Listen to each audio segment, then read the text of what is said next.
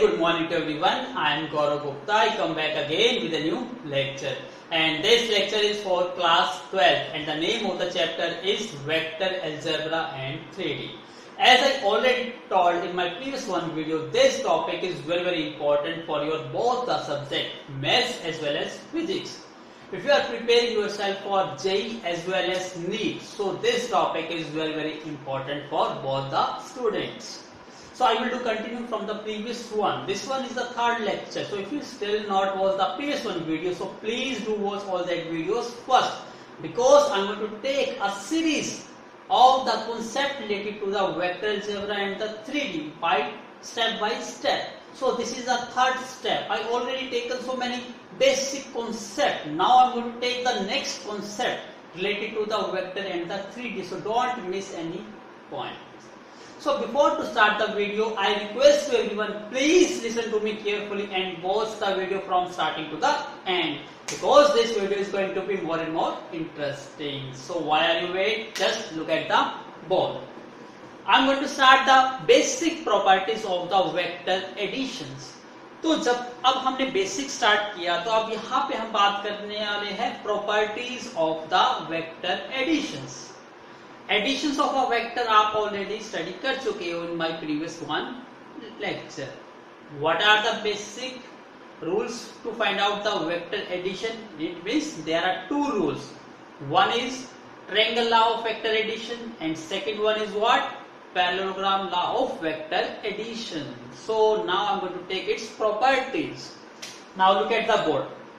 अब हम बात करने जा रहे हैं first property. So the first property is what? Commutative property. जैसे आपको नाम पता है कॉम्यूटेटिव, क्योंकि कॉम्यूटेटिव फॉर एडिशंस भी आपने रीड करा है, कॉम्यूटेटिव ऑफ मल्टीप्लिकेशंस प्रॉपर्टी वो भी आपने रीड की हुई है, इन क्लास 8 से ही स्टार्ट हो जाती है. फॉर एग्जांपल जैसे हम कॉम्यूटेटिव प्रॉपर्टी ऑफ एडिशंस की बात करते हैं, इट मींस क्या है, यदि हम नंबर्स की बात करते हैं 2 + 3, इसका यदि order of the elements change कर दिया जाए तो एडिशंस पे कोई इफेक्ट नहीं होता. इट मींस 2 + 3 = 5 होता है. यदि हम इसको 3 + 2 करके ऐड करें तो भी रिजल्टेंट क्या मिलता है? Same. Similarly commutative property for multiplications होते हैं 2 × 3 6 और 3 × 2 इज आल्सो 6. Same here. यहाँ पे आपके दो वेक्टर्स है, ए वेक्टर्स एंड बी वेक्टर, और आप उनको ऐड करना चाहते हो, तो यहाँ पे भी उनका ऑर्डर इंपॉर्टेंट नहीं है, आप ऑर्डर को चेंज कर सकते हो. It means you can write a vector plus b vector is equal to same as b vector plus a vector. So this is the property that is called commutative property of vector addition. Now look at the second term, associative property. यहाँ जब आपके number of terms more than 2 हो जाती है, तब उनको यदि आपको कंबाइंड फॉर्म में ऐड करना हो तो कैसे ऐड करते हैं? सेम प्रॉपर्टी फॉर एडिशंस के लिए भी यूज करते हैं, आप मल्टीप्लिकेशंस के लिए भी, लाइक 2 + 3 + 4 या 4 + 3 + 2. आप इसी में से किसी भी, जरूरी नहीं है कि आप तीनों को एक टाइम पर सोल्व करो, आप 1 by 1 सोल्व कर लीजिए. फॉर एग्जांपल जैसे यहाँ पे हम बात करते हैं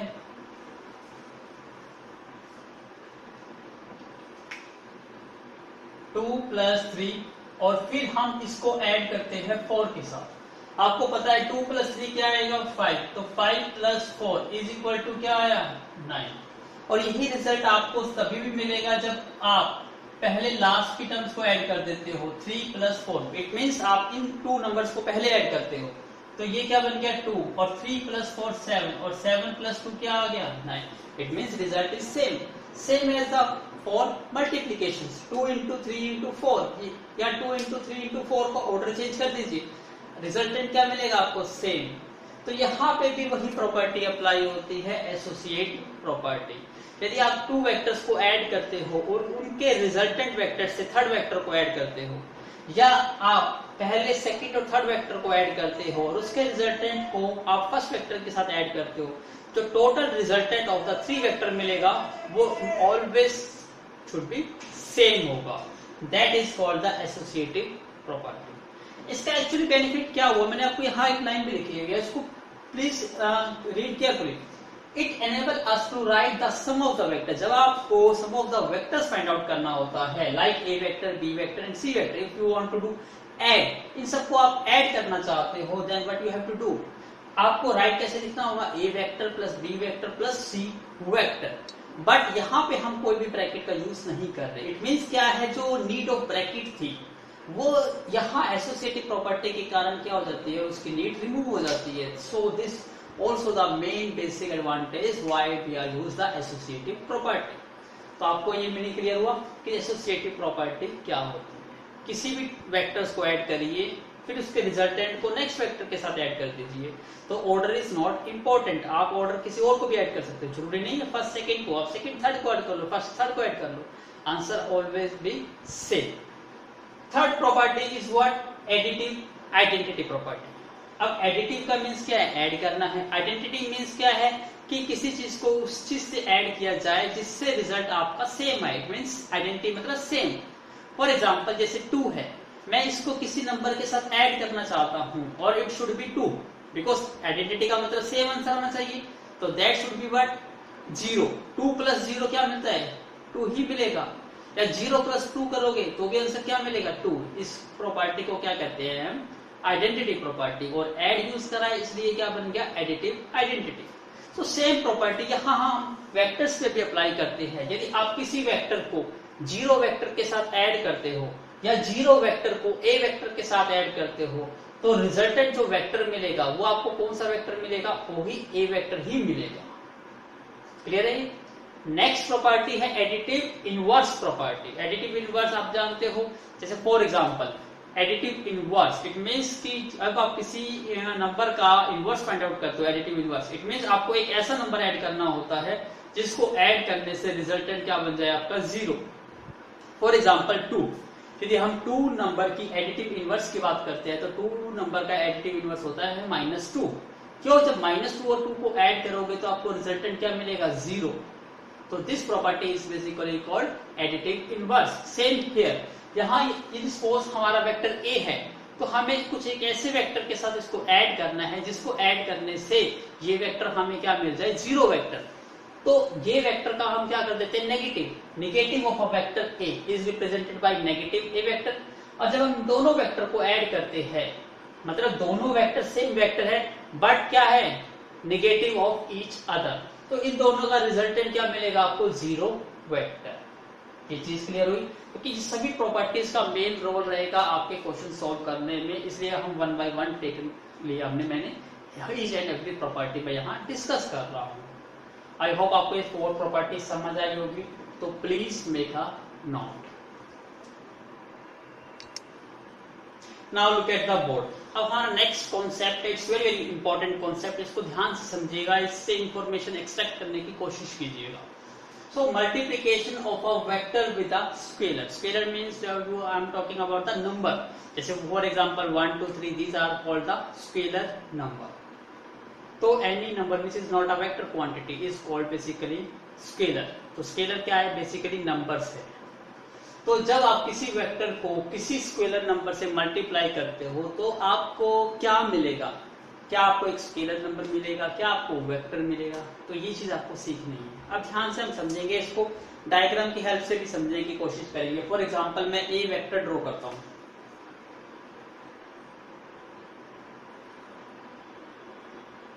ए बी, ये मेरा वेक्टर क्या है, A B.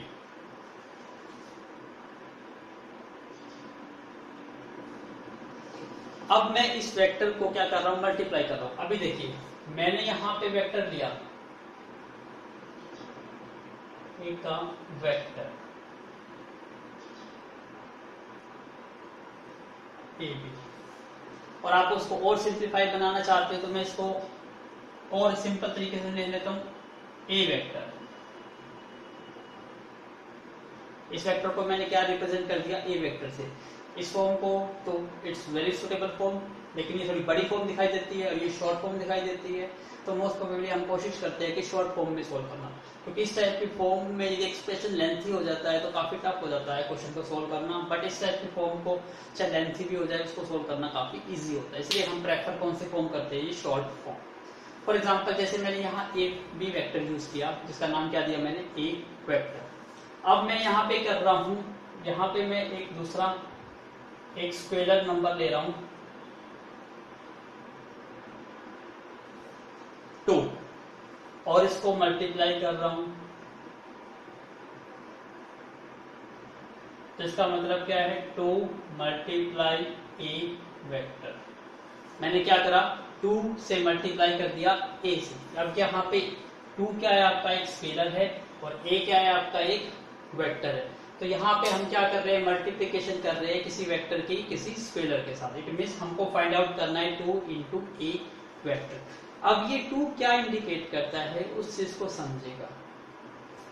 2 into A vector 2a vector it means आपको जब आप किसी नंबर से मल्टीप्लाई करते हो तो आपको एक और वेक्टर मिलता है। इसका मतलब क्या है 2a वेक्टर एक आपका क्या है न्यू वेक्टर। ये हमारा क्या बन गया एक न्यू वेक्टर बन गया। और इस वेक्टर की डायरेक्शन क्या होगी, जो डायरेक्शन होगी वो सेम होगी एज जिस वेक्टर से आप स्केलर नंबर को मल्टीप्लाई कर रहे हो। इट मीन्स आप 2 को मल्टीप्लाई कर रहे हो ए वेक्टर से, जो ये नया वेक्टर बना ये वेक्टर की डायरेक्शन भी कौन सी डायरेक्शन होगी जो ए वेक्टर की डायरेक्शन होगी। इसका मतलब ए वेक्टर यहां जा रहा है तो जो सेकंड वेक्टर बनेगा सेकंड वेक्टर भी यहां ही होगा। ठीक है, थोड़ा सा मैं इसको और बढ़ाना चाहता हूं। तो सेकंड वेक्टर मेरा यही वेक्टर होगा क्योंकि इस वेक्टर की और इस वेक्टर की डायरेक्शन क्या होगी सेम। अब इसी वेक्टर को मैं किसी नेम से कॉल करूं कि ये एक नेम न्यू वेक्टर बन गया। जैसे मैंने इस वेक्टर को ए से रिप्रेजेंट किया है तो ये भी एक नया वेक्टर बन गया। इसको फॉर एग्जांपल मैं लेट कर लेता हूं बी वेक्टर। तो अब ये मेरा क्या बन गया बी वेक्टर बन गया। तो जब आप किसी नंबर से किसी वेक्टर को मल्टीप्लाई करते हो तो उस केस में भी आपको एक नया वेक्टर मिलता है और उस वेक्टर की जो डायरेक्शंस होती है वही डायरेक्शंस होती है जो आपके प्रीवियस वेक्टर की डायरेक्शंस होगी। इट मींस दोनों की डायरेक्शन क्या रहेगी सेम। इतना क्लियर हुआ। कब, जब अभी मैंने क्या मल्टीप्लाई करा है यहां पर, यहां स्केलर नंबर की तो बात कर रहा हूं लेकिन स्केलर नंबर भी तो 2 टाइप से होते हैं पॉजिटिव और नेगेटिव। तो अभी यहां पे मैं कौन सा नंबर ले रहा हूं पॉजिटिव। अभी मैंने यहाँ पे कौन सा नंबर लिया पॉजिटिव स्केलर नंबर। तो पॉजिटिव 2 है ये पॉजिटिव 2। तो जब आप पॉजिटिव स्केलर नंबर लेते हो और उससे मल्टीप्लाई करते हो किसी वेक्टर से तो आपको एक न्यू वेक्टर मिलता है जिसकी डायरेक्शन सेम होती है जो प्रीवियस वेक्टर की डायरेक्शन होती है। अब ध्यान से देखिएगा, अब यहाँ पे हमारा एक कॉन्सेप्ट हो रहा है।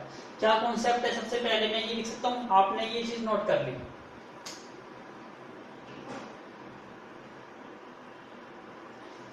ये चीज आपके पास रिजल्ट आया कि B vector is equal to क्या बन गया 2 इंटू ए वेक्टर।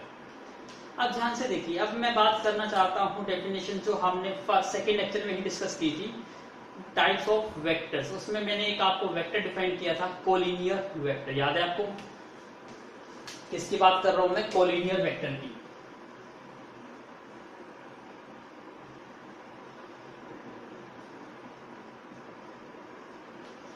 तो मैंने आपको मीनिंग क्लियरफाई किया था कि कोलिनियर वेक्टर क्या होता है। को मतलब सेम और लिनियर मतलब लाइन, मतलब वो वेक्टर जो सेम लाइन में होते हैं। ठीक है, लाइन का मतलब क्या होता है, यहाँ पे पैरेलल की बात होती है, डायरेक्शंस की बात नहीं होती। इट मींस ऐसे वेक्टर जो सेम लाइन मतलब सेम लाइन के पैरेलल होते हैं उन सभी वेक्टर को हम क्या कहते हैं collinear vector. What ever the direction is positive और नेगेटिव ये डिपेंड नहीं करता।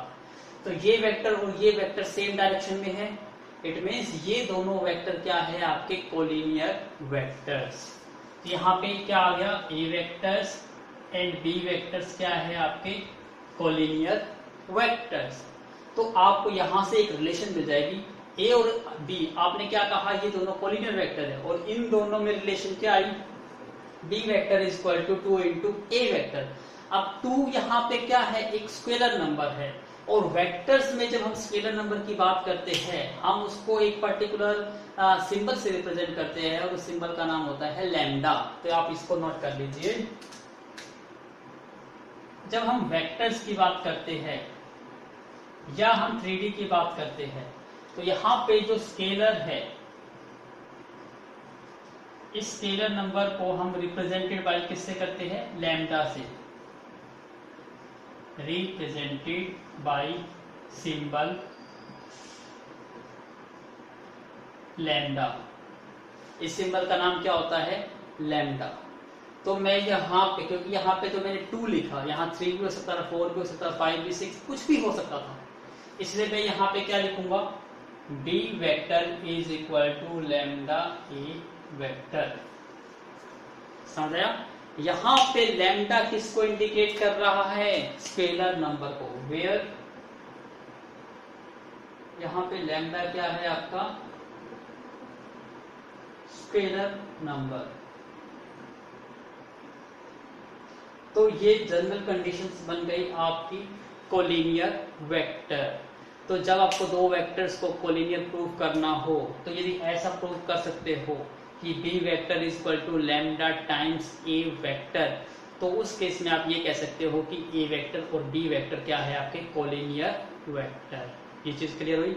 तो ये जो कॉन्सेप्ट है हमारा behind the multiplication of a vector with scalar, ये आपका जस्ट ये है कि ताकि आपको इंट्रोडक्शन हो सके कोलिनियर वेक्टर की एक बेटर वे से क्लियर हो सके, क्योंकि मोस्ट प्रोबेबली जितने भी क्वेश्चंस मिलेंगे वहां पे कोलिनियर का कॉन्सेप्ट यूज होगा। इसलिए ये कॉन्सेप्ट तो अपने माइंड में सेट कर लीजिए कि स्केलर से मल्टीप्लाई करने पर नंबर क्या बन जाता है, वेक्टर क्या बन जाता है? Vector, but collinear vectors. I hope आपको समझ आया होगा। अब मैं यहाँ पे 2 का मीनिंग क्लियर करना चाहूंगा। यहाँ पे 2 क्या इंडिकेट करता है?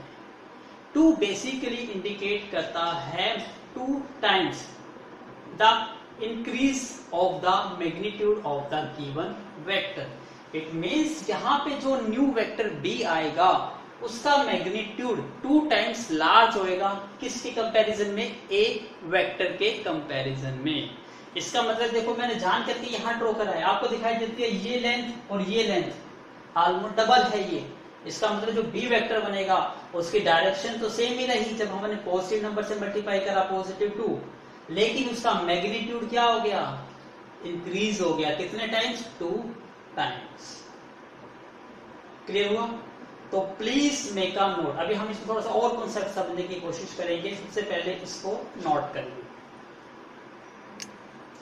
Now look at the board. अभी मैं इसी से ही एक और दूसरा एग्जांपल ले रहा हूं ताकि आपको बेटर वे से हर चीज का कॉन्सेप्ट क्लियर हो। अब मैं एक वेक्टर और ले रहा हूं, बी वेक्टर, जो है मैं लिख देता हूं 3 इंटू, या लिखता हूं मैं आपको -2 इंटू ए वेक्टर।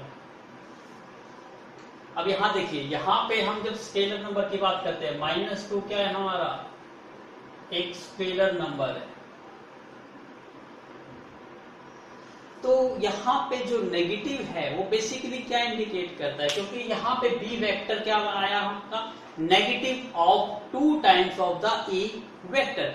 और आपको पता है ये 2 क्या इंडिकेट करता है? इसके मैग्नीट्यूड को इंडिकेट करता है। इट मीन्स वो वेक्टर मिलेगा और इसमें का जो वेक्टर है इसका जितना भी मैग्नीट्यूड होगा उसका 2 टाइम्स इंक्रीज वो उसका मैग्नीट्यूड होगा। बट नेगेटिव साइन क्या इंडिकेट करता है? Change of the direction. इसका मतलब जो नेगेटिव है ये इंडिकेट क्या करता है? Change in direction.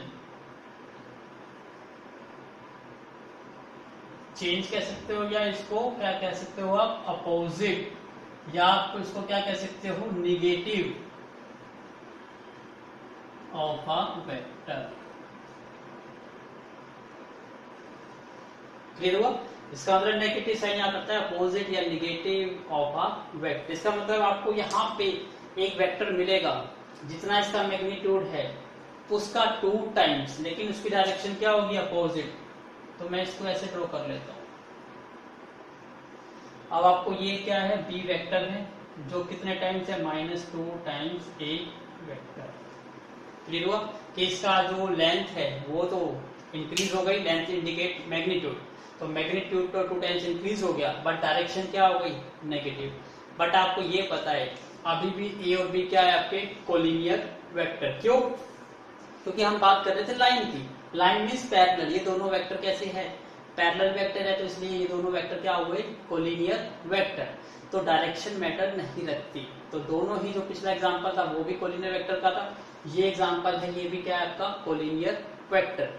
तो दोनों ही केस में आपने यहाँ क्या देखा, जब हम दोनों केस की कंपैरिजन करते हैं, तो पहला केस था आपका B vector is equal to 2 times A vector, और जब सेकेंड केस की बात करता था तो मैं बात कर रहा हूं, I am talking about -2 A vector.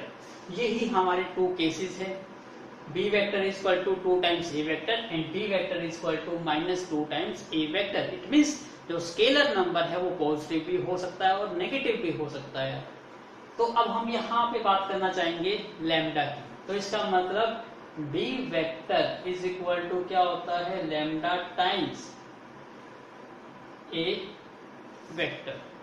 यहाँ पे यार तो मैं ये लिख सकता हूं, जो लैम्डा है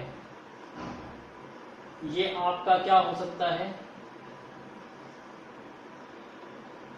इंटीजर, क्योंकि पॉजिटिव वैल्यू भी आ सकती है और नेगेटिव वैल्यू भी आ सकती है।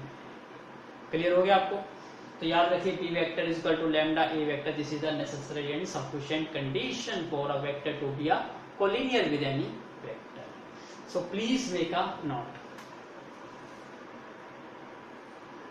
Now look at the board. अब हम बात करेंगे कंपोनेंट ऑफ अ वेक्टर की। It's very very important topic, आपको इसको ध्यान से समझिएगा। इट्स वेरी इजी है, लेकिन मोस्ट ऑफ द स्टूडेंट्स इसको समझ नहीं पाते हैं, तो रट्टाफिकेशंस के कारण अपना कॉन्सेप्ट को गलत कर बैठते हैं।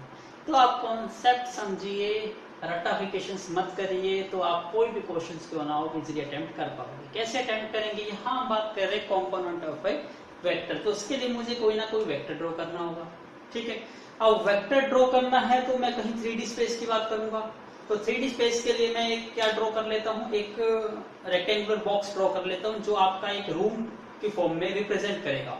तो आप समझिएगा वो क्या है, एक रूम है, और अपने आप को ऐसा रूम में, जैसे आपने सीटिंग दी हुई है रूम में, और अपने आप को इमेजिन करिए आपके रूम में बैठे हुए हो, और उसके अकॉर्डिंग अपने आप को सोचना है, तो आपको ये सारी चीज एनालाइज करनी बिल्कुल इजी हो जाएगी। जैसे मैं सबसे पहले एक अपना रूम ड्रॉ करता हूँ, आप भी ध्यान से देखिएगा, रूम ड्रॉ कर रहा हूं मैं, ये मैं अपना रूम ड्रॉ कर रहा हूँ, this one is my room.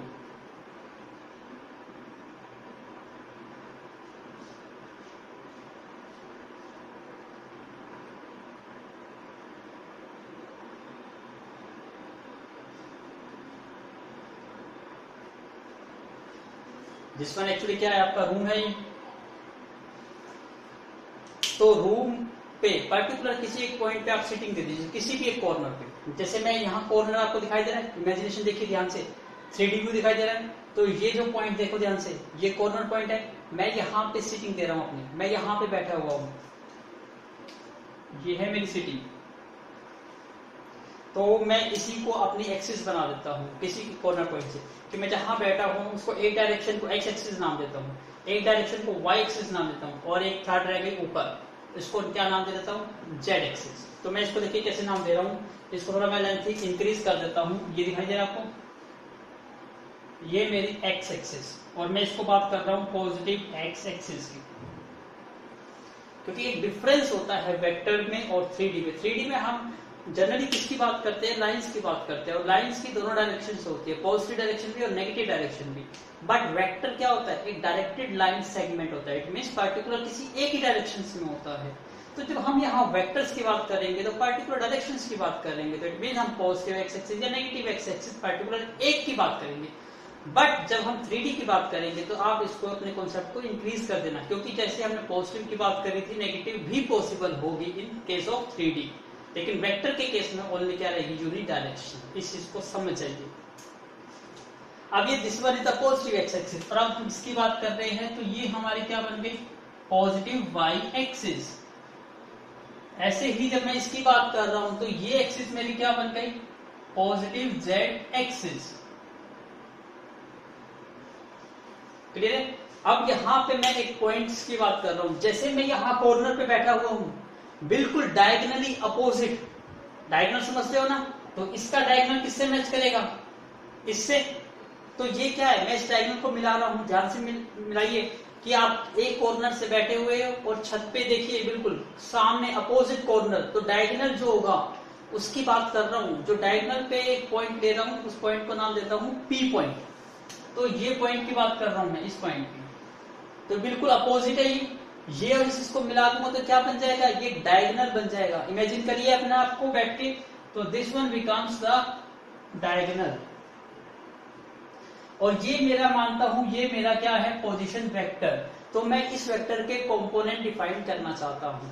Component का मतलब क्या है, ये जो पॉइंट है, ये जो वेक्टर है इस डायरेक्शन में है, तो यहां ये कितना डिस्टेंस अलोंग एक्स एक्सिस है, कितना डिस्टेंस अलोंग वाई और कितना डिस्टेंस है अलोंग जेड एक्सिस, उसको मुझे डिफाइन करना है इन टर्म्स ऑफ वेक्टर के टर्म्स में। तो कैसे डिफाइन करूंगा उसको समझिए। मैं इस जनरली को पी को पॉइंट को लेट कर देता हूं एक्स वाई जेड। ये मेरा पॉइंट क्या है, इसको यहां लिखता हूं पॉइंट को। पॉइंट है हमारा X comma Y comma Z. यहां देखिए यहां मैंने पॉजिटिव एक्स एक्सिस लिया है, यहां स्मॉल एक्स लिया है। तो समझ जाइएगा स्मॉल एक्स हम किसकी बात कर रहे हैं, डिस्टेंस ट्रेवल की बात कर रहे हैं इन अलोंग एक्स एक्सिस। तो यहां देखिए जब आप इस पॉइंट पर जाते हैं तो इसका क्या मतलब है। सबसे पहले मेरे को, जैसे आप 2D में ग्राफ प्लॉट करते हो, मैं कहता हूं 2,3 प्लॉट करिए, ऐसे ही करते थे। मैं कहता हूं 2,3 पॉइंट को प्लॉट करिए। तो आपका मेन पर्पस क्या था कि x डायरेक्शन में 2 स्टेप, तो आप 2 स्टेप x डायरेक्शन में जाते थे। फिर 3 इंडिकेट करता था कि 3 स्टेप इन y डायरेक्शन, तो आप 3 स्टेप 1 2 3 3 स्टेप आप किस में गए, y डायरेक्शन में। तो ये पॉइंट आपको क्या मिल गया, 2,3। यही होता था। लेकिन ये कौन सा स्पेस था, 2D स्पेस। लेकिन अब यहाँ पे हम किसकी बात कर रहे हैं, 3D स्पेस की। तो सेम कॉन्सेप्ट तो वही लगेगा, सेम कॉन्सेप्ट। इसका मतलब ये x है, इसका मतलब आपको x डायरेक्शन में x स्टेप जाना है। तो इसका मतलब मैं इसको स्टेप मान लेता हूं। तो ये कितने स्टेप जा रहा हूं, x। तो यहां से लेकर यहां तक का डिस्टेंस वो क्या मैंने लेट कर लिया, स्मॉल x। तो मैं यहां पे पहुंच गया। इस पॉइंट को कुछ भी नाम दे देता हूं, सपोज मैंने इसको नाम क्या दिया, a। फिर मुझे y स्टेप जाना है अलोंग y डायरेक्शन में। अब y डायरेक्शन कहाँ है, यहां पर है। तो मैं यहां से 1 2 3 करते करते यहां पे मैं कहां पहुंच गया, y स्टेप। तो ये जो डिस्टेंस है यहां से यहां तक का डिस्टेंस वो क्या है, y। अब मैं किस पॉइंट पर आ गया, इस पॉइंट पर आ गया। इसको मैंने नाम दे दिया d। अब अलोंग z डायरेक्शन में आपको कितने स्टेप जाना है, z। z कहाँ है, ऊपर की डायरेक्शन में है। इट मीन्स आप z डायरेक्शन में कितने स्टेप जाओगे, z। तो यहां पे पहुंच के z। तो यही पॉइंट आ गया आपका एक्स वाई जेड। इसका मतलब देखिए ये एक्सिस एक्स एक्सिस है, तो मैंने एक्स स्टेप किया। जितना ये डिस्टेंस दिखाई दे रहा है, क्योंकि ध्यान से देखिए मैं इसको नाम दे देता हूं O, ये A, ये B, ये C। तो आपको दिखाई दे रहा है ये O A B C, actually क्या है ये पैरेललोग्राम। तो जितना AB डिस्टेंस होगा उतना ही क्या होगा, OC डिस्टेंस। इसका मतलब ये डिस्टेंस Y है, तो नेचुरली ये डिस्टेंस भी क्या होगा, Y ही होगा। ऐसे देखिए इसको मैं नाम दे देता हूं, हाँ इसको नाम देता हूं D, इसको नाम दे देता हूं E। अब इसको एनालाइज करिए, A B D E, ये आपको एक रेक्टेंगल दिखाई दे रही है, और रेक्टेंगल एक पैरेललोग्राम होता है। इट मींस जो ये साइड होगी वही ये साइड होगी। ऐसे जितनी साइड बी डी होगी उतनी साइड क्या होगी, ए ई। क्लियर है। और जितनी साइड ये ए ई है और उतनी साइड क्या होगी, ओ एफ, उतनी ही ओ एफ भी होगी। क्योंकि ये भी क्या बन गया, एक आपका पैरेललोग्राम। इसका मतलब जो ये लाइन एक्सिस है ये भी कितनी है, जेड है। इसका मतलब मैं सिंपल सी यहाँ पे इसका थोड़ा सा सिंपल लाइन व्यू बनाता हूं। तो कैसे बनेगा, ये जो ये मेरा पॉइंट है ये शो करता है ये पॉइंट एक्स एक्सिस पे एक्स डिस्टेंस पर है, यहां से यहां तक, यहां से यहां तक डिस्टेंस y है, और यहां से यहां तक का डिस्टेंस कितना है, z। जब मैं इस पॉइंट को इस पॉइंट से क्या करता हूं, मिला देता हूं। ये मेरा पॉइंट क्या है, x, y, z। ये चीज समझ आई। तो ये एक्चुअली 3D व्यू इमेजिनेशन का था, लेकिन हम जब एग्जाम में ड्रॉ करेंगे तो 3D व्यू को ड्रॉ नहीं करेंगे, हम इस टाइप के 3D व्यू को डिजाइन करेंगे। एक रेक्टेंगल बना के ड्रॉ नहीं करेंगे इस टाइप से। ये चीज समझ आ गई। और अब हमें किसकी बात कर रहे हैं, हम बात कर रहे हैं कंपोनेंट्स की ऑफ अ वेक्टर। और किस वेक्टर की हम बात कर रहे हैं, आर वेक्टर की। तो आर वेक्टर को ड्रॉ करने के लिए सबसे पहले मैं क्या करना चाहता हूँ, डिफाइन करना चाहता हूँ यूनिट वेक्टर, जो मैंने सेकंड लेक्चर में डिफाइन कर दिया था बहुत सारे एग्जांपल लेके इजी से। आपको ये पता है कि अलोंग एक्स डायरेक्शन में हमारा कौन सा वेक्टर होता है, यूनिट वेक्टर आई वेक्टर। तो इसलिए हम इस वेक्टर को, जैसे यहाँ पे शो करता है कि एक्स डायरेक्शन में आप कितने स्टेप गए, एक्स स्टेप, लेकिन एक्स डायरेक्शन को रिप्रेजेंट करने के लिए एक यूनिट वेक्टर में यूज करूं तो इसका यूनिट वेक्टर क्या आएगा, आई cap.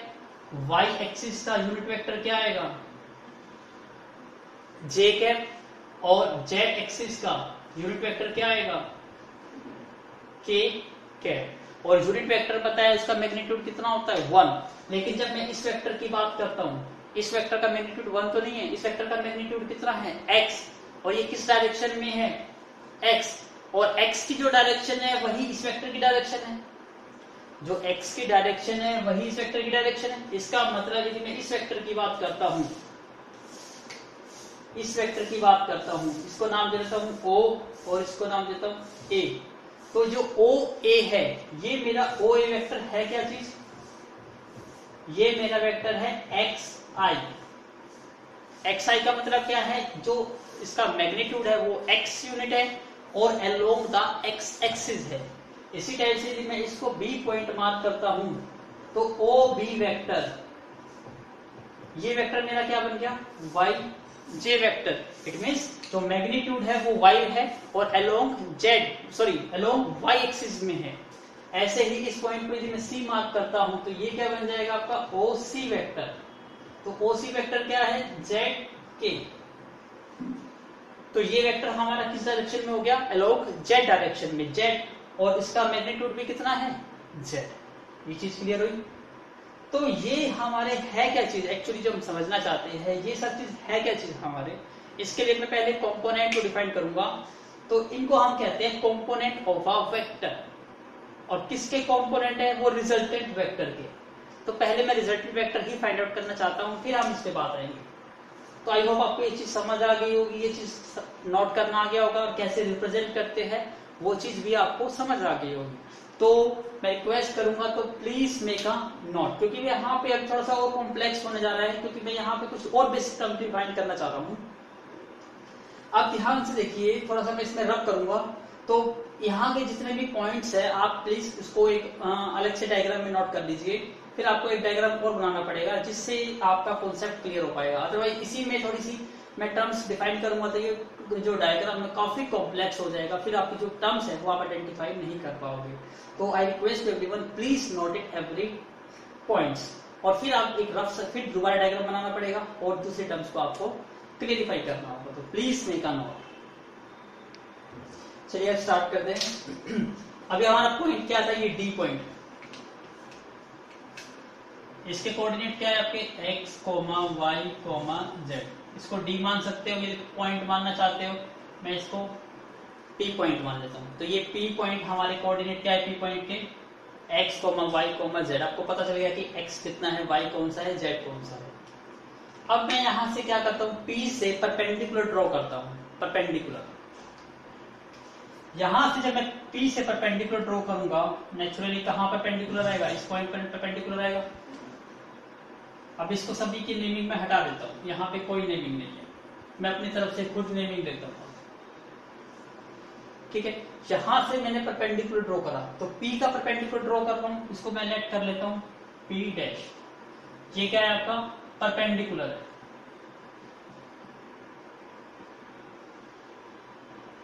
This one is the perpendicular. अब ध्यान से समझिएगा, थोड़ा इमेजिन करिएगा। अब ये देखिए ध्यान से, ये जो P डैश है, ये वैल्यू और ये वैल्यू सेम होगी या नहीं होगी, सेम होगी, क्योंकि ये एक पैरेललोग्राम में रेक्टेंगल भी दिखाई दे रही है आपको, ये रेक्टेंगल दिखाई दे रही है, तो रेक्टेंगल की अपोजिट साइड इक्वल। इसका मतलब जो ये P डैश है वही आपका, यहाँ पे मैं कुछ और नाम से रिप्रेजेंट कर देता हूं, जैसे मैंने इसको A से किया था, इसको A डैश कर देता हूं। तो आपको पता है कि जो P डैश है वो सेम है किसके, A डैश A के। सेम है बिल्कुल। क्या इसको इसी सेंस में लिखना चाहते हो तो इसको डैश मान लो, ए डैश, ठीक है। और ए डैश ओ, इसको मैं मान लेता हूं ओ, इसको मान लेता हूं मैं, इसको ओ डैश मान लेता हूं, इसको ओ मान लेता हूं। तो यही लेंथ आपकी ओ डैश के भी इक्वल है, क्योंकि ये लेंथ और ये लेंथ इक्वल है। ऐसे ही ये लेंथ और ये लेंथ भी क्या है, इक्वल है। और ये है क्या चीज, अलोंग जेड एक्सिस में डिस्टेंस है। और अलोंग जेड एक्सिस में डिस्टेंस कितना था आपका, जेड। और जेड डायरेक्शंस में इस वेक्टर को आपने किससे रिप्रेजेंट करते थे, जेड के, इसको वाई जे और इसको एक्स आई, ऐसे ही करते थे। इसका मतलब ये वेक्टर किस डायरेक्शन में है, जेड डायरेक्शन में, और इसका मैग्नीट्यूड क्या है, जेड। तो यहां मैंने जेड लिख दिया। अब यहां पे हम वेक्टर को डिफाइन करना चाह रहे हैं, तो उसको ध्यान से समझिएगा। अभी हम किसकी बात करें, पोजीशन वेक्टर की। तो डायरेक्शन कहां पे लगेगी, यहां लगेगी। ओपी वेक्टर ये हमारा रिजल्टेंट वेक्टर है, ये हमारा क्या है, रिजल्टेंट वेक्टर। अब हम इसकी वैल्यू डिफाइन करना चाह रहे हैं, तो इसके लिए एक रेक्टेंगल बनानी होगी या ट्रायंगल बनानी होगी, ताकि हम triangle of vector addition apply करके इसको सोल्व कर सके। तो इसके लिए मैं क्या करता हूं, इसको ज्वाइन कर देता हूं।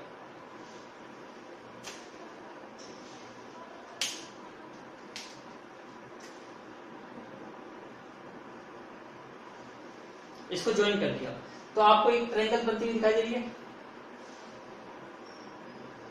दिखाई दे रही है, यस।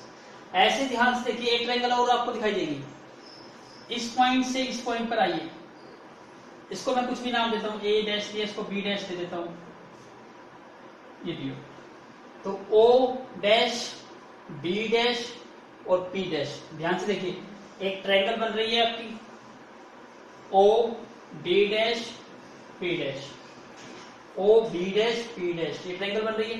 तो ध्यान से देखिए, ओ बी डैश ये क्या है आपका, वाई है, और एलोंग किस डायरेक्शन में है, वाई एक्सिस में, और वाई एक्सिस का यूनिट वेक्टर जे होता है। इट मींस ये वेक्टर क्या है हमारा, वाई जे वेक्टर, ठीक है। अब हम इसकी बात कर रहे हैं, ये क्या है, डिस्टेंस इस डायरेक्शन में, और ये डायरेक्शन और ये डायरेक्शन सेम है।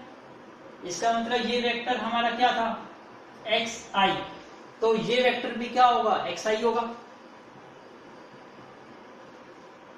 एक्स आई है। अब हम बात कर रहे हैं, देखिए ये वेक्टर इस डायरेक्शन में है, तो ये वेक्टर भी इस डायरेक्शन में होगा, इसका भी हेड लगा दिया हमने। अब यहां पे हम triangle of vector addition apply कर रहे हैं, ओ डैश बी डैश और पी डैश पे। क्या अप्लाई कर रहा हूं मैं, अप्लाई कर रहा हूं triangle law of vector addition.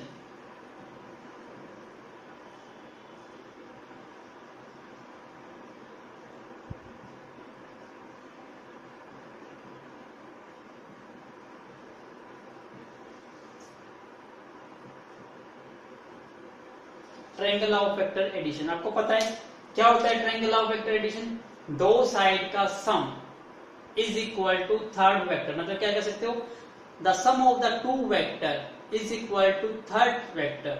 और टू वेक्टर क्या रिप्रेजेंट करते हैं, two sides of the triangle. या एक साइड्स की टर्म्स में डिफाइन करना हो तो कह सकते हो the two vectors that represent the two sides of the triangle, their resultant will be the third side of the same triangle but taken in opposite order. ये चीज याद रखनी है आपको।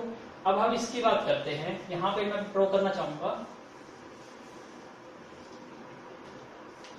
अब ये देखिए, यहां से यहां सेम डायरेक्शन में जा रहे हो, क्योंकि देखो ये वाई एक्सिस है, तो इसकी डायरेक्शन कौन सी होगी, यही डायरेक्शन होगी। तो ओ बी डैश वेक्टर, फिर बी डैश और एक्स वेक्टर, ये वेक्टर पी डैश वेक्टर, दोनों सेम डायरेक्शन में है। तो मैं ये लिख सकता हूं O B dash vector plus B dash P vector.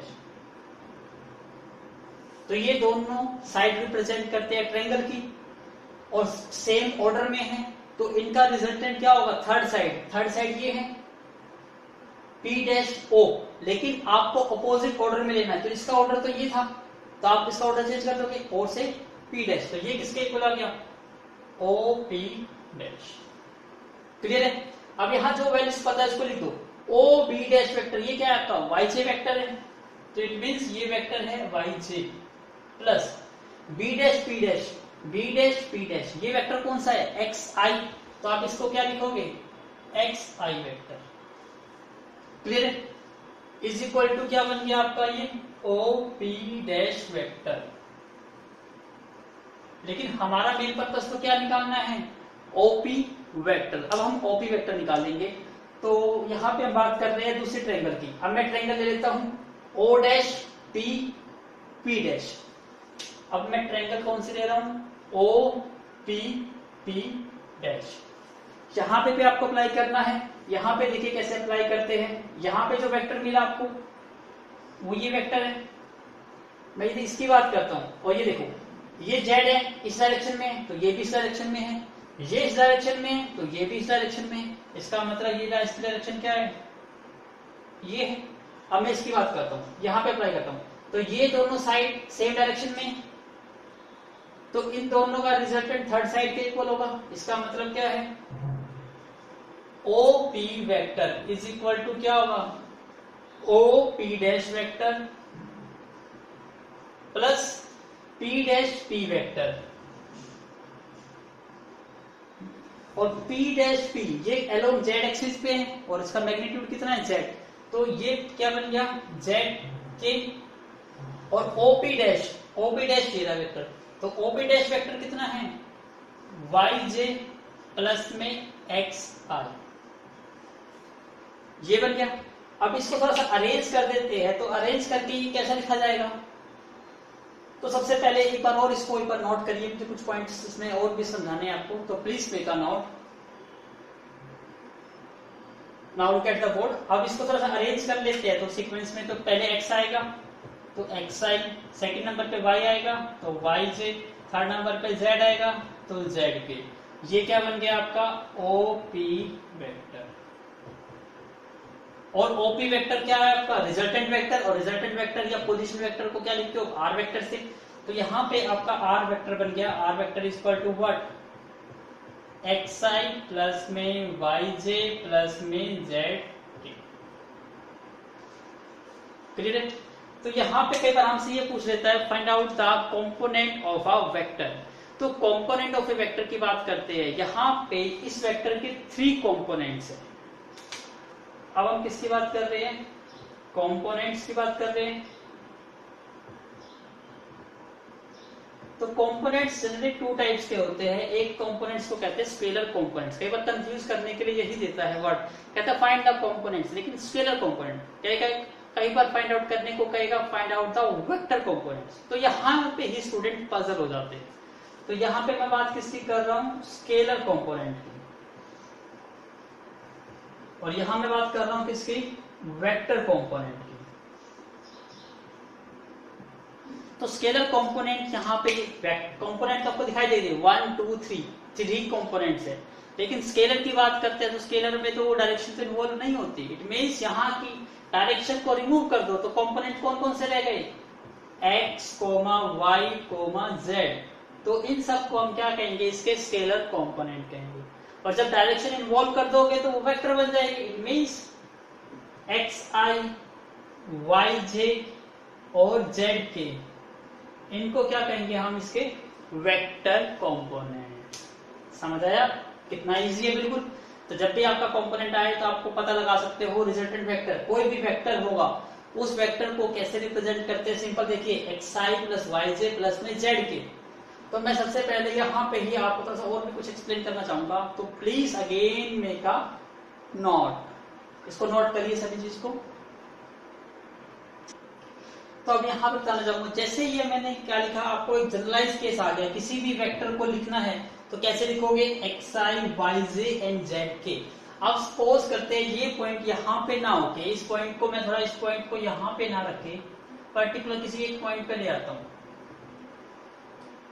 For example this, ये मेरा पॉइंट है और इस पॉइंट के मैं आपको कोऑर्डिनेट भी डिफाइन कर देता हूं 2 3 4। सपोज करा लेट किया मैंने 2 3 4। इस पॉइंट को नाम दे देता हूं मैं ए। तो मैं कहता हूं कि ओ ए वेक्टर आप लिख के दिखाइए कैसे लिखेंगे। तो आप इसको कैसे लिखोगे, O A vector is equal to what. सबसे पहले पता है आपको एक्स डायरेक्शन में देखना होता है कि कितने स्टेप है। तो आपको ये पता है 2 3 4 किसको इंडिकेट करता है, एक्स वाई जेड। इसका मतलब एक्स की डायरेक्शन में कितने स्टेप है, 2। तो 2 तो ये इंडिकेट करेगा 2 स्टेप है। अलोंग एक्स एक्सिस की डायरेक्शन में तो इसके लिए हम क्या यूज करेंगे, आई। तो ये क्या बन गया, 2i। सिमिलरली y डायरेक्शन में कितना मैग्नीट्यूड, कितने स्टेप है, 3 स्टेप। और y डायरेक्शन को किससे इंडिकेट करा जाता है, j से। इसी टाइप से थर्ड c मतलब z डायरेक्शन में, z डायरेक्शन में कितना स्टेप, 4। और z डायरेक्शन का यूनिट वेक्टर क्या है, k। इसका मतलब इस टाइप से आप किसी भी वेक्टर को क्या कर सकते हो, रिप्रेजेंट कर सकते हो। क्लियर है यहाँ पर।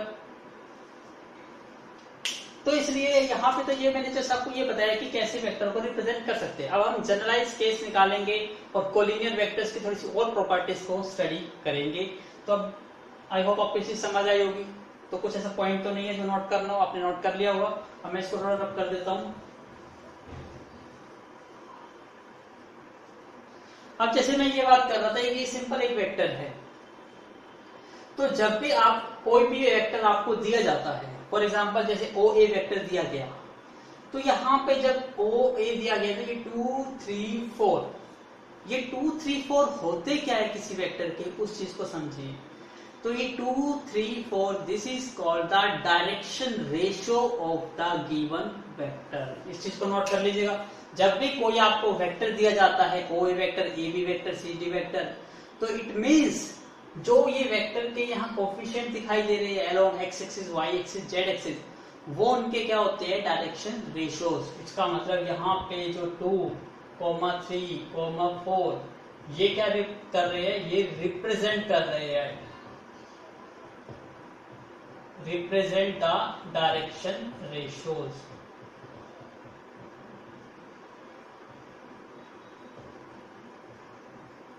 किसके कर रहे हैं, वेक्टर ओ ए वेक्टर के। तो ये ओ ए वेक्टर के डायरेक्शन रेशियोज रिप्रेजेंट कर रहे हैं। इस चीज को ध्यान से समझिएगा। लेकिन जब कई बार क्वेश्चन में कंफ्यूज करने के लिए यहाँ पे आपको बताएगा कि ये डायरेक्शन कोसाइंस नहीं है, बल्कि डायरेक्शन रेशियोज नहीं है, ये डायरेक्शन कोसाइंस है। तो आपको लिखा होगा कहीं ना कहीं। तो जैसे आपको ये लिखा होता कि A vector is equal to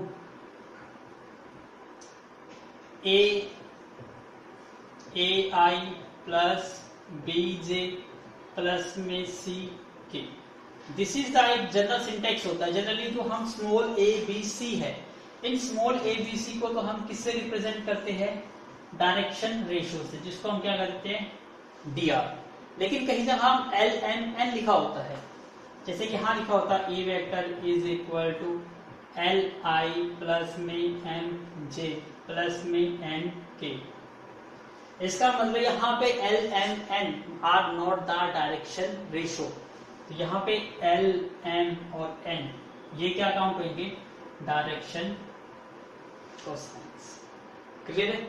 तो इसी को थोड़ा और फॉर्मेट में चेंज कर सकता है, क्योंकि आपको पता है एल क्या होता है, L is equal to cos alpha, M is what, cos beta, और N is what, cos gamma. तो कई बार इस टाइप से भी लिखा हो सकता है, इसी फॉर्म को चेंज करके, cos of alpha, cos of beta plus cos of gamma. तो इसका मतलब ये चीज है क्या चीज आपके, these are the direction cosines. और डायरेक्शन रेशियोज और डायरेक्शन कोसाइंस, ये प्रीवियस लेक्चर में मैंने पूरी डिटेल्स में आपको बताया था कि क्या डायरेक्शन रेशियोज होते हैं और क्या डायरेक्शन कोसाइंस होते हैं। तो ये आपने वो वीडियो नहीं देखी तो please do watch all that videos first. तो ये था हमारा basic concept about the components of vectors. अब हम कंपोनेंट्स के टर्म्स में कोलिनियर वेक्टर्स को डिफाइन करेंगे। तो please make a note again. Now look at the board. अब रूल्स करेंगे, मतलब क्या वेक्टर्स पे कुछ ऑपरेशंस अप्लाई करते हैं तो वो कैसे परफॉर्म करोगे। तो वो आप ऑपरेशंस रीड करेंगे। ऑपरेशंस लाइक एडिशंस करना है। एडिशंस के डिफरेंट नेम होते हैं, जैसे आप उसको सम भी कह सकते हो, उसको आप रिजल्टेंट भी कह सकते हो। लाइक इस टाइप से हम कुछ ऑपरेशंस परफॉर्म करेंगे ऑन द वेक्टर्स। तो फॉर एग्जांपल यहाँ पे मैं दो वेक्टर्स की बात कर रहा हूँ, A vector and B vector are the two vectors and A vector is what a1i plus a2j plus a3k and you know about a1 a2 a3 क्या है, these are the components of the vector।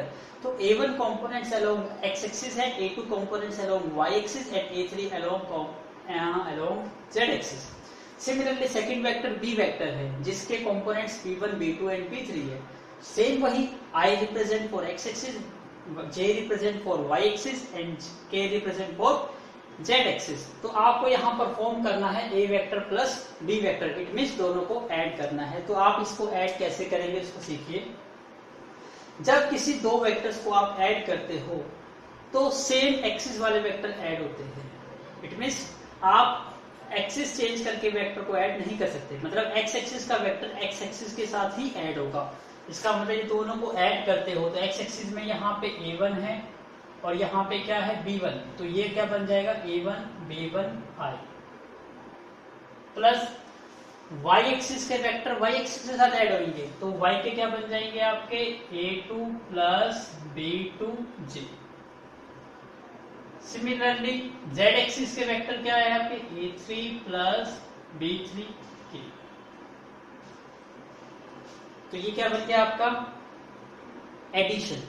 Similarly subtraction, subtraction को क्या कह देते हो आप, difference भी कह देते हो। तो जब आपको a vector minus b vector find out करना है, इट मींस जो डिफरेंस होगा वो x एक्सिस का वेक्टर x एक्सिस के साथ ही होगा। तो जैसे a वेक्टर का x एक्सिस में कितना कंपोनेंट है a1 और b1 वेक्टर का अलोंग x एक्सिस कितना कंपोनेंट है b1, तो इसका मतलब a1 माइनस b1 हो गए, जो भी रिजल्ट आएगा वो वेक्टर हमारा क्या हो जाएगा अलोंग x एक्सिस। ऐसे ही सेकंड क्या हो जाएगा a2 minus b2, similarly plus a3 minus b3। तो आपको ने क्या सीखा यहाँ पर कि आपने ये सीखा कि यहाँ पे जो वेक्टर को ऐड कर रहे हो या आप डिफरेंस फाइंड आउट कर रहे हो तो सेम कंपोनेंट ही ऐड और डिफरेंस होते हैं। ये नहीं कि different components, means X axis के कंपोनेंट ऐड या सब्ट्रैक्ट होंगे विद एक्स एक्सिस के कंपोनेंट के साथ ही, वाई एक्सिस के कंपोनेंट ऐड या सब्ट्रैक्ट होंगे with Y axis. Similarly this is for Z, this is the rule for the addition and the subtraction of a vectors. I hope आपको दोनों चीज रूल समझ आए होंगे। तो again make a note, then I'm take the next part, a vector is equal to b vector। now what is this, so before you have to do make a note। अब यहां सीखेंगे third part, a और b बीच में क्या आ रहा है equal. इसका मतलब हम बात कर रहे हैं इक्वल। यदि आपको दो वेक्टर इक्वल है, इट मींस क्या है, जैसे a वेक्टर क्या है आपका a1i b1j प्लस c1k और b वेक्टर क्या है b1i plus b2j plus b3k, यही है। अब आप इन दोनों को क्या कह रहे हो इक्वल कह रहे हो, तो ये दोनों इक्वल कब होंगे, आप कहते हो कि ये दोनों वेक्टर इक्वल वेक्टर है। इट इज पॉसिबल देन, ये तभी पॉसिबल होगा जब उसके x एक्सिस के कंपोनेंट x एक्सिस के इक्वल होंगे, y एक्सिस के कंपोनेंट y एक्सिस के इक्वल होंगे। इट मींस x एक्सिस का कंपोनेंट यहाँ पे a1 है और x एक्सिस का कंपोनेंट यहाँ पे b1 है।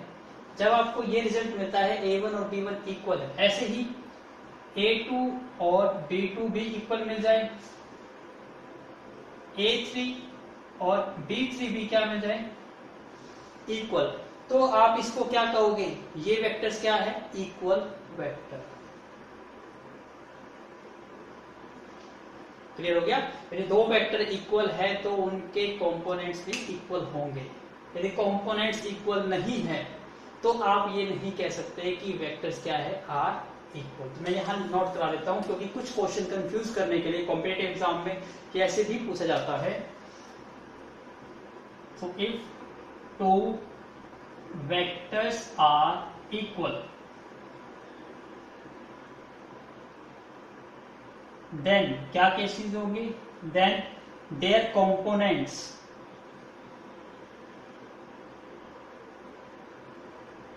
Should be same.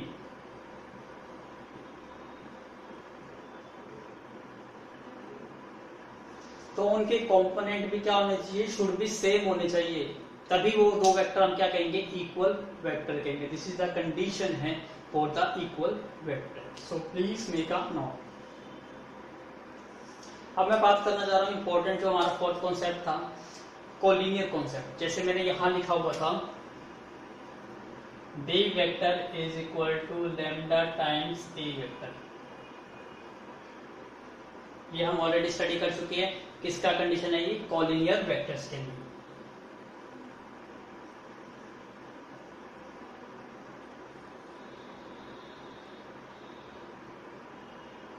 तो अब वेक्टर्स कोलिनियर्स कैसे होते हैं उसको हम समझेंगे। जैसे मैंने आपको ये बताया, फॉर एग्जांपल जैसे मैंने ये लिखा था, लेट ए वेक्टर यूज करता हूं मैं, a1i plus b1j plus c1k, ये एक मेरा वेक्टर है। अब मैंने इसको क्या करा, 2 टाइम्स ए वेक्टर कर दिया, मल्टीप्लाई क्या करा मैंने इसको 2 टाइम्स कर दिया। तो इट मीन्स ये क्या बन जाएगा, 2 मल्टीप्लाई ए वेक्टर, और ए वेक्टर क्या है, a1i प्लस b1j प्लस में c1k। तो अब इसको मल्टीप्लाई करोगे तो क्या बन जाएगा, ये बन जाएगा आपका 2ai plus 2b1j plus 2c1k। ठीक है। अब आपको मैंने बताया था कि मैं मल्टीप्लाई करता हूं तो आपको एक नया वेक्टर मिलेगा, इसको मैंने सपोज करा नाम दे दिया बी वेक्टर। तो ये क्या बन गया मेरा, बी वेक्टर। तो B vector is equal to this vector है। तो मैं कहता हूं कि ये वेक्टर जो है और ये वेक्टर, मतलब बी वेक्टर तो आपका ये आ गया आपका, और ए वेक्टर कौन सा है, ये वेक्टर है। और आपको ये पता है जब आपने 2 से मल्टीप्लाई करा तो उसका मैग्नीट्यूड चेंज होगा लेकिन वेक्टर का साइन चेंज नहीं होगा, उसकी डायरेक्शन सेम रही है। तो इट मीन्स ये वेक्टर क्या है, कोलिनियर वेक्टर है। तो इसका मतलब यहाँ बी वेक्टर और ए वेक्टर क्या है, आर कोलिनियर वेक्टर।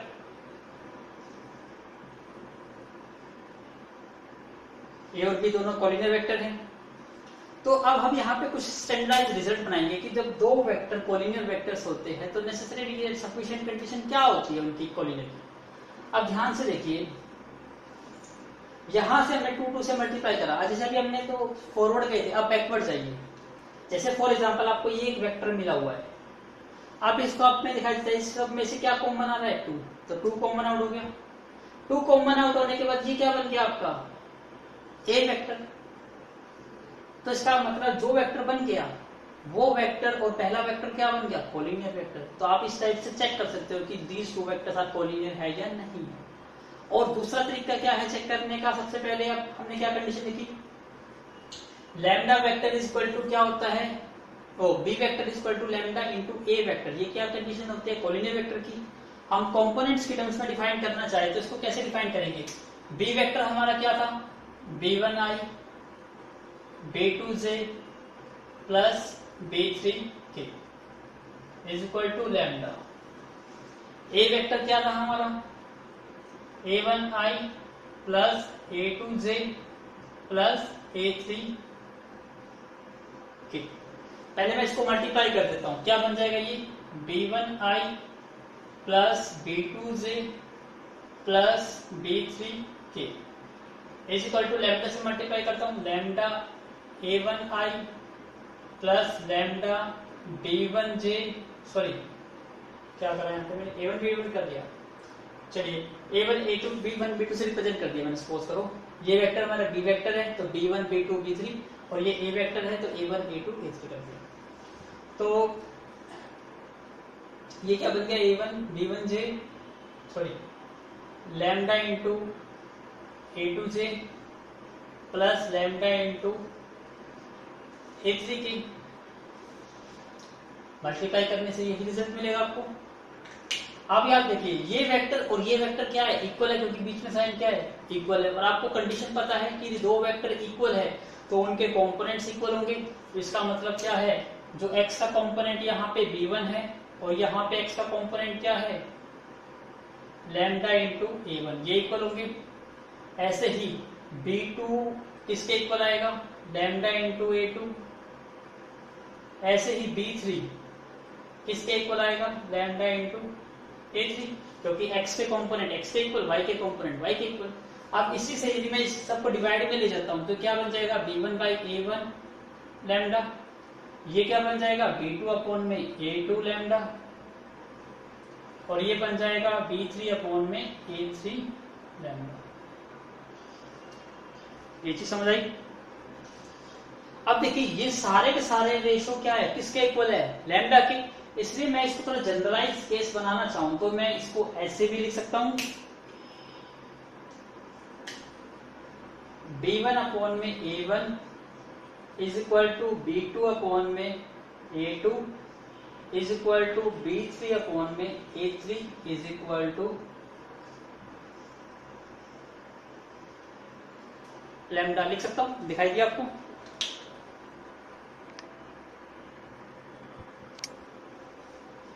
लिख सकते हैं हम ऐसे। अब ये ऐसे लिख सकते हैं तो मैं थोड़ा उसको भी रब कर देता हूं, ये तो समझाने के लिए जस्ट आपको।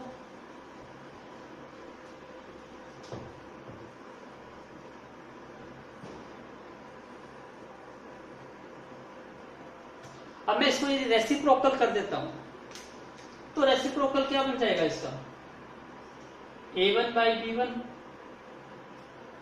a2 by b2 a3 by b3 is equal to 1 by lambda. अब 1 बाई लैम्डा भी तो एक स्केलर नंबर ही है ना, जैसे मैं यहाँ पे लैम्डा की वैल्यू लेट कर लेता हूँ 2, तो यहाँ मुझे नंबर क्या मिल जाएगा 1 बाई 2, और 1 बाई 2 क्या है एक स्केलर नंबर ही तो है, चाहे वो ऊपर आ जाए चाहे वो नीचे आ जाए, चाहे वो फ्रैक्शन में हो चाहे वो इंटीजर में हो, है तो वो स्केलर नंबर ही। इसलिए मैं इसको जनरलाइज केस में 1 बाई लैम्डा ना लिख के इसको ऐसे भी लिख सकता हूं। इट मीन्स क्या है कि इन सब का रेशो क्या आएगा इक्वल आएगा। तो आप ऐसे भी याद कर सकते हो और ऐसे भी। इसका मतलब क्या है कुछ और नहीं है, यदि दो वेक्टर्स कोलिनियर वेक्टर्स है तो उनके कंपोनेंट का रेशो क्या आएगा शुड बी इक्वल आएगा। तो आप कह सकते हो these vectors are collinear vector. For example जैसे मैं यहाँ दो वेक्टर लेता हूं, example A vector is equal to 2i minus 4j plus 6k, B vector use करता हूं 4i minus 8j plus 12k, और आपसे कहता हूं कि चेक करिए कि this vectors are collinear vector और नॉट। आपको पता है दो वेक्टर्स को कोलिनियर चेक करना है तो उनका रेशियो शुड भी सेम होना चाहिए, जिसका मतलब क्या है इसके वेक्टर x कंपोनेंट क्या है यहाँ पे 2/4, क्योंकि ये a1 बन गया ये b1 बन गया, ऐसे ही ये a2 बन गया और ये b2, this one is a3 और ये b3। अब आपको पता है 2/4 कितना हो गया 1/2, नेगेटिव से नेगेटिव कैंसिल आउट हो गया, 4/8 कितना हो गया 1/2, 6/12 1/2। इसका मतलब तीनों के तीनों क्या आ गए सेम, तो ये इक्वल टू लैम्डा है, तो लैम्डा की वैल्यू निकालनी हो तो ऐसे लैम्डा की वैल्यू भी निकाल सकते हो। और ये दोनों वेक्टर क्या हो गए a1 वेक्टर और b वेक्टर, दोनों वेक्टर क्या है कोलिनियर वेक्टर। तो ये कॉन्सेप्ट था अबाउट कंपोनेंट। जब आपको कंपोनेंट समझ आ जाते हैं तो कोलिनियर वेक्टर की डिटेल फॉर्म भी आपको इजीली समझ आ जाती है। तो मोस्ट ऑफ द क्वेश्चंस में कोलिनियर चेक करेंगे तो ये कॉन्सेप्ट यूज करेंगे, इसलिए हम यहाँ पे जितने भी कॉन्सेप्ट पढ़ेंगे वो सारे के सारे कॉन्सेप्ट यूज होंगे इन आपके क्वेश्चंस में, चाहे कितने भी टफ क्वेश्चन क्यों ना हो। कॉन्सेप्ट क्लियर करते जाइए और फिर सॉल्व करना स्टार्ट करिएगा, फिर क्वेश्चन आपको इतने इजी लगेंगे आप कहेंगे सबसे इजी टॉपिक यही है वेक्टर एंड 3D। तो आई होप आपने एंजॉय किया होगा, तो प्लीज मेक अ नोट। तो हमने कुछ कॉन्सेप्ट क्लियर करे, अब हम नेक्स्ट कॉन्सेप्ट जो होंगे लेंगे वो नेक्स्ट वीडियो में लेंगे। तो आई रिक्वेस्ट एवरीवन, ये आपका थर्ड लेक्चर था तो नेक्स्ट लेक्चर की वेट मत करिए। इससे पहले यदि कोई कॉन्सेप्ट में डाउट है तो please do watch my previous one video. तो इन वीडियोस को आप ना बेसिक कॉन्सेप्ट बनाने की कोशिश कीजिए। स्टार्टिंग में आपको थोड़ा सा टाइम लगेगा, आप सोचोगे नहीं इतना टाइम वेस्ट कैसे करें, इतना टाइम कैसे दे, तो आप गलती कर दोगे यदि आपने इतना टाइम नहीं दिया। क्वेश्चन सॉल्व करने में आपको टाइम ज्यादा नहीं लगेगा, चाहे 20 40 क्वेश्चन आप एक दिन में सोल्व कर दोगे जब आपको कॉन्सेप्ट क्लियर होगा। लेकिन कॉन्सेप्ट बनाने के लिए, बेसिक बनाने के लिए, फंडामेंटल आपको बिल्डिंग ब्लॉक्स अपने क्रिएट करने हैं, उसके लिए आपको टाइम डिवोट करना ही पड़ेगा। तो प्लीज डू वॉच। जब तक कि आपके कॉन्सेप्ट क्लियर नहीं होते, हर चीज पॉइंट आपको क्लियर नहीं होता, माइंड में उसकी इमेज क्रिएट नहीं होती, तब तक उस वीडियो को 2-3 बार, जितनी बार देखना है उतनी बार देखिए, लेकिन अपने कॉन्सेप्ट जरूर क्लियर करिए। So thank you once again for watching my video from starting to the end. We will meet very soon to take a new lecture to do continue with this. So thank you once again.